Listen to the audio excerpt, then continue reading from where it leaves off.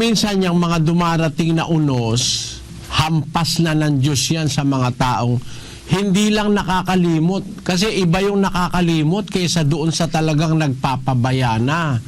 Ayaw nang kumilala sa Diyos. Mga taong rebelde na sa Diyos na pumanig na kay Satanas. Basahin natin ang unang Timoteo 5:15. Sapagkat ang mga iba ay nagsibaling na sa hulihan ni Satanas. Talaga na nasa kampo na ni Satanas eh.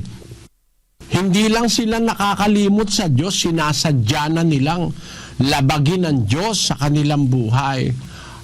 Pagdating ng galit ng Diyos, hahampas sa ulo ng masama.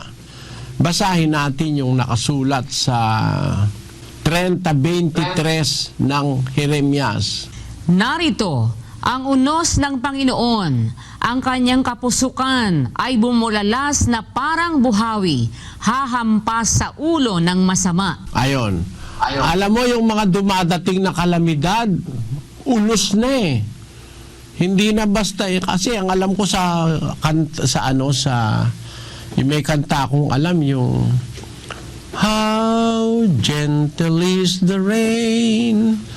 Ang sabi, how gentle is the rain. Gentle naman talaga yung rain eh.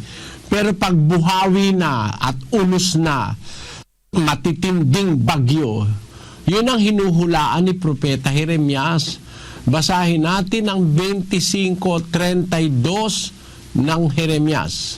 Ganito ang sabi ng Panginoon ng mga hukbo. Narito, kasamaan ay mangyayari sa bansa at malakas na bagyo ay ibabangon mula sa kahuli-hulihang bahagi ng lupa. At ang mapapatay ng Panginoon sa araw na yaoy magiging mula sa isang dulo ng lupa hanggang sa kabilang dulo ng lupa. Sila'y hindi tataghuyan o dadamputin man o ililibing man. Sila'y magiging dumi sa ibabaw ng lupa. Tignan mo, merong pagdating na unos eh. Hindi na pwedeng paglamayan yung mga patay eh.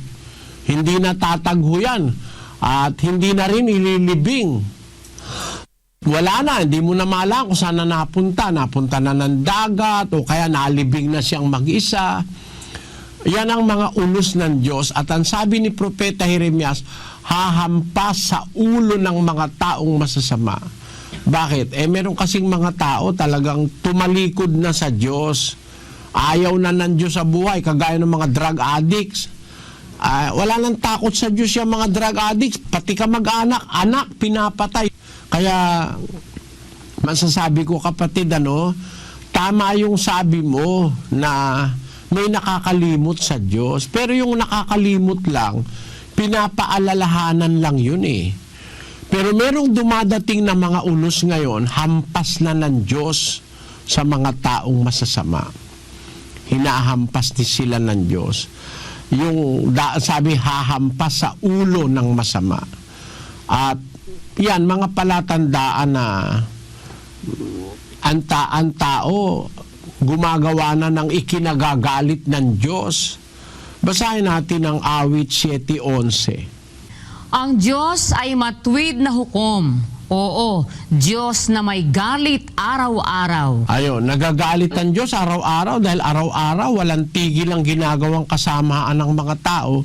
Merong mga binata't dalaga, magsesex, pag nabuntis, ilalaglag. Napakasama na ng tao ngayon, kapatid.